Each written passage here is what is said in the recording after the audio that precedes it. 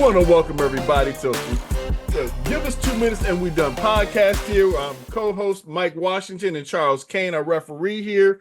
We have very special guests. We got Darius Reynolds and our famous person, Rosie Rogers. We're going to bring them up here in just a second there. How you all doing? First of all, we want to give a shout out to the man. I'm not going to throw any red flags. Try not to throw anyone this one because, Mike Washington, congrats. My man was on the talk. Let's give him a nice round of applause there, everybody. Oh, thank you. Yes. Cool. You made us proud, man. You made us proud there, and we appreciate you. And this week is probably really good for the Redskins because you didn't play. So, that's a good thing for you guys. So you have nothing to get upset about, nothing to critique. I'm sure you're going to pounce off my Lions team because I'm still trying to figure out why we made the game harder than we really needed to. Because y'all showing what y'all always show. You know what's going to happen. You're going to get to the playoffs, and then that's going to be one and done. But anyway, let's just watch it happen. That's all. I think we're going to get past the one and done. I think we're going to get in the next round. We really got a good. You got the same coach, right? Yeah. Okay. Same coach, same problem. And Darius know what I'm talking about. He's on the team like that, man. You get down there, all you got to do is kick a field goal to tie it up, and he go for a 2-point conversion 2 or 3 times in a row and don't get it.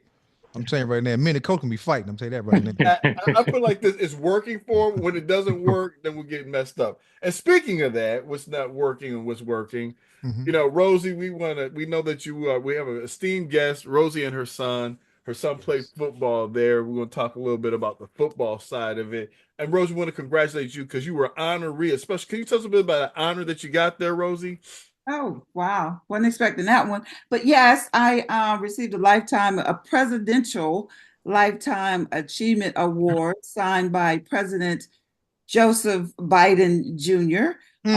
Past weekend, I went to Houston, Texas, and it was an honor. And for me, I was asked, the interviewer asked me the question, what's it like? For me, it's like, I don't do anything to try to get recognition I don't do things for applause. I do things just being who I am and out of who I am. And that's all I know to do. So for someone to recognize and nominate you and to honor you with one of the highest honors of a presidential lifetime achievement award, that says a lot. So, but it also makes me wonder what I'm supposed to do with the rest of my life.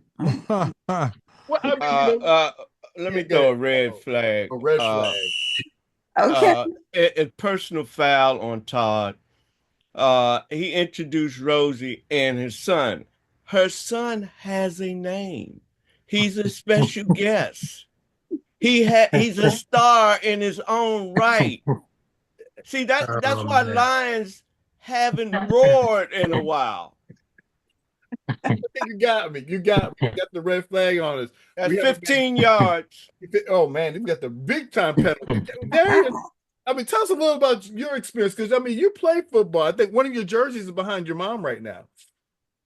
Yeah. I think that's my nephew's jersey. There's a lot of jerseys over there.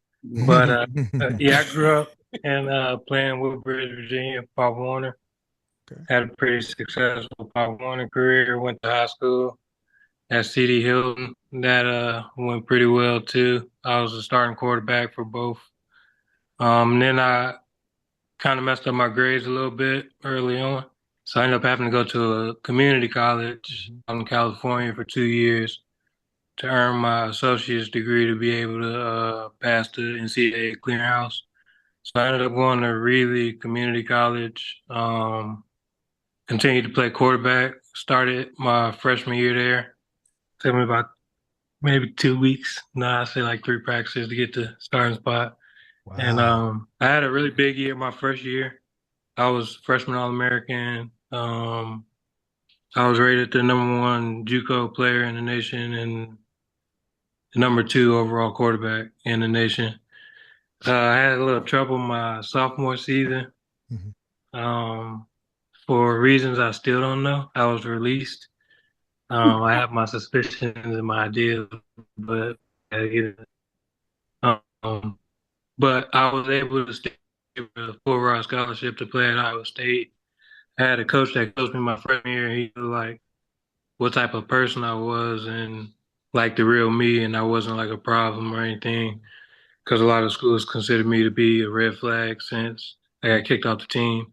So he vouched for me and got to Iowa State. Took me about 5 practices to get the starting spot, but I moved over to receiver actually though. They didn't want me to play quarterback. They wanted me as a receiver, and I just took advantage of the opportunity and kind of worked on it and stuff and developed my game as a receiver. My first year there, I played the first 4 games. I was the leading receiver, and then I ended up breaking my leg in practice, which caused me to have surgery on my ankle. So I got a medical red shirt that year, which at the time hurt, but it was a blessing for me because it gave me more time to like study the game as a receiver and become like a student of the position. So I learned a lot. Second year there was pretty good. My senior season, I led our team in catches, yards, and touchdowns.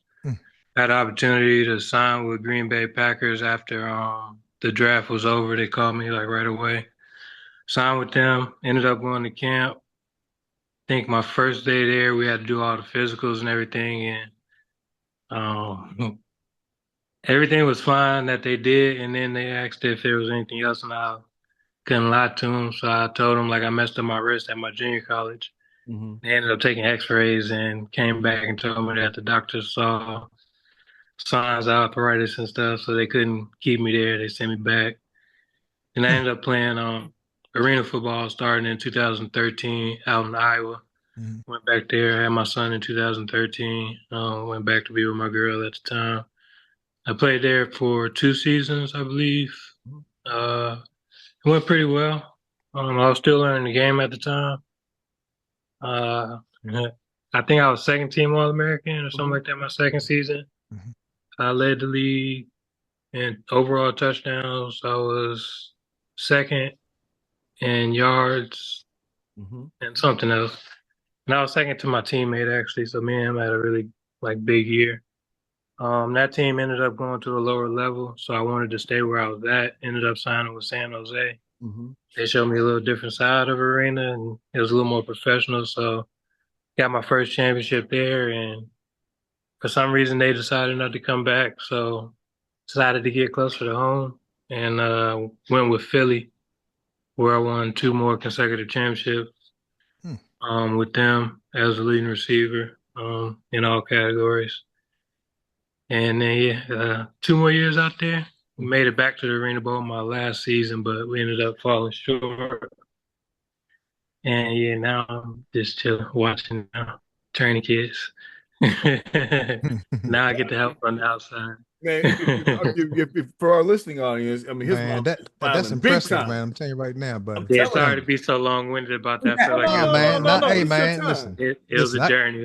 I get tired of listening to Todd and Charles anyway, so I'm glad. Mama gonna fill in one gap. He actually went to camp or had a trial with your Washington Commanders. Oh yeah, 2014. Philadelphia Eagles. So wow, yeah. What year was that, Darius? Washington was 2014. And then Philly was 2016. Okay. But I was always like banged up from the season when I got those opportunities, because arena is the opposite of NFL.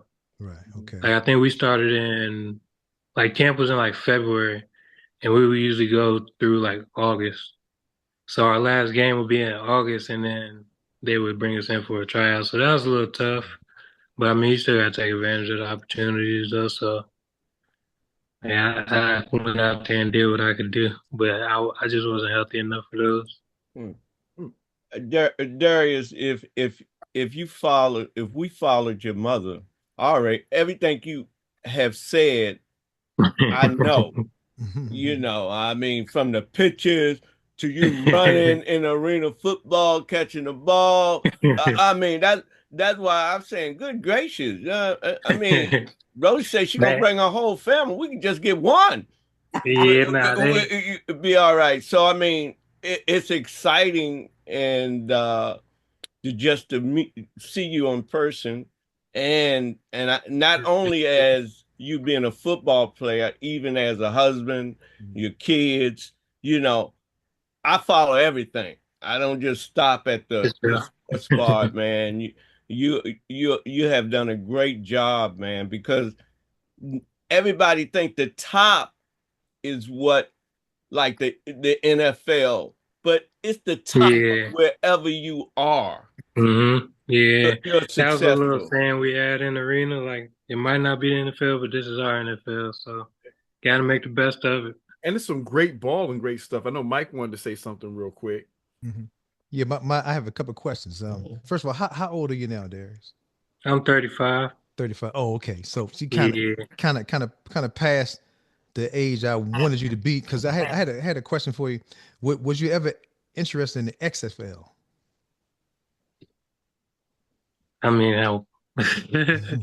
I would have been. Yeah, Yeah. because you know now before Washington the Commanders actually started their season for this year. Last year and the year before, our XFL team was like in the champ. Well, they went to the championship a couple Yeah. years. Yeah, man. Yeah, I remember me So, and my mom watched some of those games. yeah, Yeah, I know about that XFL. I know a couple guys in there, or at right, least last year I did. right. And the next thing is, so obviously, if you played after you had your ankle examined and X-rayed by the NFL scouts and doctors, then they obviously didn't know what they were talking about, because you was able to play after And that anyway. You know what I mean? that was my biggest thing because the injury happened at my junior college, my sophomore year. Mm-hmm. And I got actually a chance to sit down and talk to Mike McCarthy like face to face. Okay. It was kind of by like just chance that it happened because they were trying to get me out, and I was like, "Well, can I talk to the coach?" And they were like, "Nah, he's busy in a meeting or something." But when I was walking back to my locker, he actually was walking in. I was like, "Coach, can I talk to you?" And he sat down and talked to me. It was like, "What's going on?" I was like, "I broke my wrist at my junior college playing quarterback, but y'all recruited me from Iowa State, and I never had a problem on the injury sheet like at Iowa State with my wrist. It Right. was always something else." And Right. he was like, "Yeah, I understand that, and I think you're a hell of an athlete, but this is a doctor's call. I can't really like argue with the doctors," which I understood. Like it hurt, but I mean, that's just like if you're buying a car, like you're gonna invest a lot of money into Yeah. something, you want to make sure like ain't no previous damage that you gotta worry about. So, I mean, it's a business, and like it's hard to hear that stuff, but I can't like really hold it against them or be mad or like envious or anything. Okay. Like they made the right So decision. so you can't, but I can't see Oh that. no, That's anybody. My so mom so don't even watch Green Bay no more. so I so can't you stand know it right now. Oh, when your I mom used to got it. do the podcast, of course, with Cheryl Underwood and my buddy Kyle Urban used to always, they used to tease me. Okay. They would say, "Uh-oh, here come Mike, Malik, Shabazz, Muhammad, Washington," right? So this is my thing. So, I watch all the white boys get hurt in NFL, and they always get to come back. Okay. Now, first of all, if you was a running back, I would say, okay, and your ankle was messed up, but your wrist, I know you catching with your Yeah, hands. But my thing is, now if you was always dropping the ball or always had a cast on your hand or something crazy like yeah. that, I mean, but it's just crazy because they make rules and regulations for Hmm. them and us. And so that brings me to what we originally started off with. Charles and I was having a conversation one day, and I knew he would kind of agree with me because at one time, and I'm not even trying to be funny, but believe it or not, Charles' hair was long enough to wear locks. A couple of his sons wore locks. So I got in a big argument with some good friends of mine in the beginning of the season because that tackling players by their hair rule came back up. So I said, so it started off as friendly fire first. I was like, hey man, Yeah, I think that's crazy that they can tackle you by your hair. So so of course, this conversation was all black. So they say, oh Mike, that's it is what it is. I said, nah, man, I don't hear that it is what it is. I said, first of all, think about who it is. I said, now, I don't agree with it, never agree with it. Now you probably remember, Darius, that it started with Ricky Williams. Somebody hmm, tackled him by his hair, and I guess, I'm only guessing, that them white folks had a meeting and they said, and see Charles get mad. He get nervous when I start talking about white people because they don't think they're gonna watch the show. They're gonna watch the show anyway because they like controversy. So anyway, they probably had a meeting and they said, man, who cares? That's what I believe, because I think it's ridiculous. If I can't tackle you by your helmet, that's part of your yeah, uniform. If I can't tackle you by your face mask, it's part of your yeah. helmet. If I That's can't true. horse collar you, it's part of your helmet. How in the world can I pull you by your hair? I think that's so disrespectful because it's mostly the brothers. See, the white boys that got long hair, when their hair get wet, it gets stuck together anyway. It's slippery. So it's not even an issue. You know what I mean? And you can't really name, but maybe two. The only one I can think of plays with the 49ers. Kittle. Say it again. George Kittle. Exactly. The And tight so end. that's right, they're tight end. Yeah. And so my thing is, it just made me mad enough with Charles and I had a in-depth conversation about it. And so I really got in my friend's nerves when I said, well, we used to be slaves too. So that was a rule. I said, so would you go with that rule too? I said, so you're making me sick with this nonsense about Mike. It's a rule. I said, it's a stupid rule because it's mostly brothers that got locks. And you could seriously injure somebody tackling them with their hair. You know what I mean? So I think it's the stupidest thing in the world. But anyway, that's now that we got Shabazz out the way here. Yeah, Malcolm out X. the way here. Wait. What's out the way? No, you got his Malcolm X moment. Yes, indeed. Oh man, good point. I think we lost total control over this because we haven't even talked about football. Everything's about football. What are you talking about? Darius just gave us about the games. We haven't talked about you. Look, listen, we're gonna let you talk about what the Lions did. Don't worry. We're gonna let you talk about what the Lions did. Wait, we already talked about the Lions. We know at the end of the day, I'll give my whole thing about my 2-minute, probably the 1-minute drill at this point. Mm-hmm. But what did you see this week out of all the games that kind of like went, oh, okay, or kind of like, Would you guys see it all? I know Rosie, you last night was not a good night for the Cowboys. You block a punt and still lose. Well, if Rosie saw the game, it was an interesting game throughout the whole game because it was I think they had they said like a record for something like that for the most ties in the game or whatever, something like that, or if it was it was crazy because I think at one time it was 7-7, it was 10-10. I think it was 13-13, I think, or 17-17. It was 20-20. But what was crazy was, and Darius, you probably can help me with this. My brother and I was talking, and so when they blocked the punt, it was kind of funny to me because normally a punt goes the opposite way. You know what I mean? So that's the punter's worst nightmare is for the ball to go behind him. But so I was thinking that once you block the punt, since that other team blocked the punt, it was a live ball, but it's actually not live until the other team actually touches it downfield. That's correct?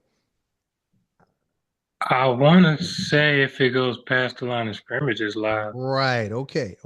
So now, had he not touched it, they could have fielded the ball or whatever the case may be, and possibly had a chance to win the game last night. But since the dude touched the ball and ended up not being able to, gain possession of it, that was like a nightmare for them. Because I'm telling you right now, man, Michael Parsons showed you last night that that's why I was like Michael Parsons. I walked off when he walked down the field and didn't shake nobody's hand. I walked up to the bed and didn't shake nobody's hand. You walked off too. Where'd you go? I walked up too. You already said she ain't shake nobody's hand. She didn't shake nobody's hand. She said, "Sean, I was going to bed." I ain't want to shake nobody. That's right. That's right. I was walking with Mike. I was like, "That's right, Mike. Let's go. Let's get out of here." And what's number now? My brother calls him Friday 13th, but what's my man number 13? What his name is? With the quarterback? Nah, he plays with Michael Parsons. He plays he's linebacker. A pass rusher. Linebacker. When I got hurt. Yeah, he got hurt last night, and I think he's probably that looked like a season injury. Yeah, I think his name is Oshrin or something like that. Oswald or something. Oshrin or something like that. But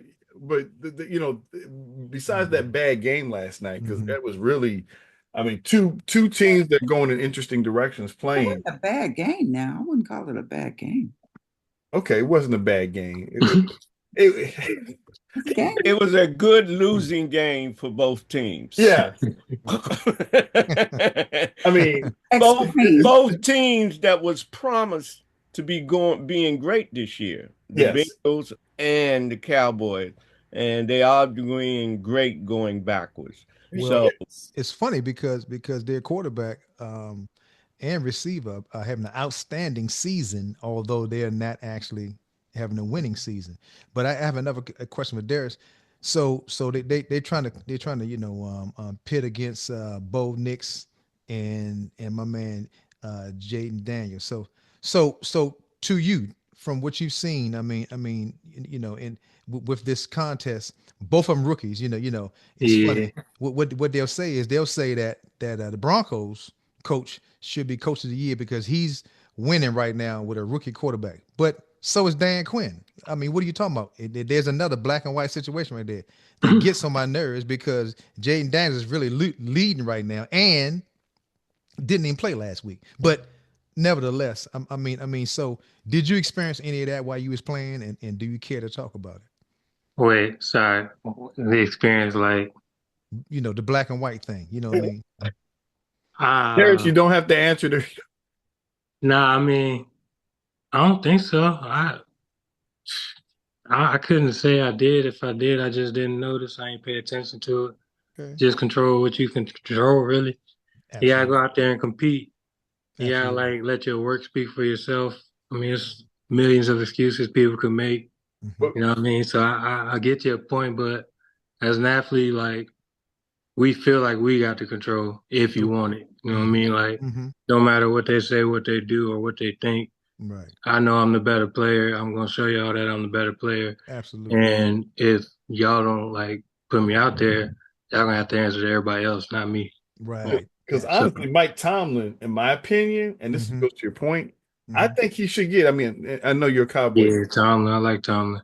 Tomlin, he has done a remarkable job with so-called washed-up quarterbacks. Yeah. And one with both of coming down to the flag minute. on the play. Yeah, flag on the play. Just Coming down to the minute They here. play different for him than the other coaches do. So He got them ready to run through walls. What's the flag for, Charles? Time. Yeah, we got to get to the 2 minute drill because we got to get ready to close. 2 minute drill. So, Charles, who will do the 2 minute drill starting now, sir? Well, Mike did 4 minutes, so I guess he can continue for 2 more minutes. See, I got to go through every Tuesday, Rosie. So, Mike, you got your 2 minutes, sir. They're gonna take 2 of the shows off because of Malcolm X. Malcolm X. Hey, so just give me this. That's all right. I look at my own stopwatch because y'all be cheating, Rosie. What I've been trying to do is I've been trying to leave like 35 seconds or whatever the case may be, but they ain't giving me all my time, so I'm gonna do my own time. Don't teach out your time, Mike. Don't let them. I ain't gonna let them cheat my time. Yeah. So y'all let me. I'm gonna start right now. So mine will be short and quick today. So the Commanders play this Sunday. We play New Orleans. We should beat New Orleans. Excuse me. We're playoff bound for. We haven't been in this situation in a long time. Interestingly, Darius, when you tried out for the Commanders, it was 2 years after RG3 was there because he was there in 2012. So I think you said 2014. Was interesting. That'd have been a good look to see you there. My whole thing is, Jaden Daniels, wasn't selected number one. You know what I mean? The number one selection is not even spoken about for real. He's so far down on the list, it don't make no sense. And so they got to find somebody to go against Jaden Daniels. So that this Bo Nix thing gets on my nerves. Bo Nix is playing pretty decent, but again, I guarantee you, if you took all 32 coaches, the only one coach that probably say he would take Bo Nix is his coach. You know what I mean? All the rest of the coaches would probably say, if I could take Jaden Daniels, I would take him. That's why he was taking number 2. Okay. But anyway, my whole thing is I'm a diehard Redskin fan, and I'm gonna be that Commanders Redskin fan for the rest of my life. And I don't Rosie, I'm so glad that you got your award through Biden because I think I would have been so upset if you had to receive it from the clown. But anyway, I think I wouldn't have went down there. There you go. So that's my 2 minutes for the day. So mine's gonna be short. Dan Campbell, he's a gambler. We've seen Riverboat Ron do his gambling, and it didn't turn out so well for the Carolina Panthers. I like the fact that he's got the attitude. He's got a real good team. He's giving them confidence. But what I get concerned about is at some point you got to make the game easier for your players. We should have punted the ball. There was no reason for us to do it. We had the game won. We made the game actually harder on ourselves, which actually gave the other team a boost to try to beat us. And it made it a game. And we actually had to play all the way through. So I just hope that I love the mentality. I hope that Dan Campbell doesn't get caught up in his own hype and just coaches the team so that we can not be one and done, or we can, hey, they played a tough game, that we actually win a Super Bowl. And that little niche, I think will be there in the Super Bowl this year because we got everything else. We just need a little bit better coaching. Back to you, Charles. Well, Mike brought up great topics on racism. And if you listen to the pregame show on Fox, they need to really fire Bradshaw because he's out of it. He's not being fair. And he brought up Bo Nix, but the way he brought him up is that the coach got his quarterback. He got Russell is gone. He got his quarterback. He got his smart quarterback, and he's winning. So, in other words, underneath, he was saying a Super Bowl winner was not smart. So again, they throw those little dots underneath them daggers to lower the intelligence of black quarterbacks. And now it's not, if you don't have a black quarterback, you may not win. You may not win. So Bradshaw needs to go. Well, folks, give us 2 minutes. We done podcast. Like, subscribe, talk to us. Rosie and family, we're gonna have to have everybody back on again here. So just be ready to come back on again. Because we gotta get more time to talk about how bad the Cowboys are gonna be this year. Bad. Come on. We're gonna talk next year, say it at this. I can't be in the same boat as Mike Washington when he said he's a fan for life. I'm a Cowboys fan for life. That's right. We'll see how long that lasts. Well, we're gonna bring you back, Rosie, either the Sunday before the Cowboys. I mean, the Tuesday before the Cowboys play, or the Tuesday after. I'd rather be after because that'll give you more time to recover. So with that, folks, we're gonna give us 2 minutes. We done podcast. See you next time. Cowboys.